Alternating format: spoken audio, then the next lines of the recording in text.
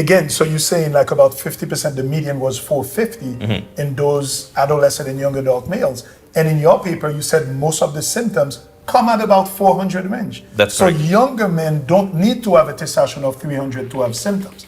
So at the 400 range, the symptoms were there. We always think that if somebody has low T, the first thing they have is decreased libido or erectile problems. In the younger generation, what you put in your paper was mostly decreased energy. Lack of energy. How many times do we hear that? Oh my gosh. The patient's like, I don't have energy to do anything. We have a generation of young men with no energy, no motivation, that is not getting the right help.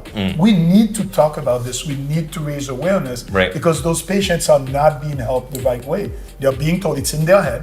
So the patient now becomes, he internalizes the identifies shame, with it. I'm a loser, look at this, I can do this. And a lot of times they put them on SSRIs.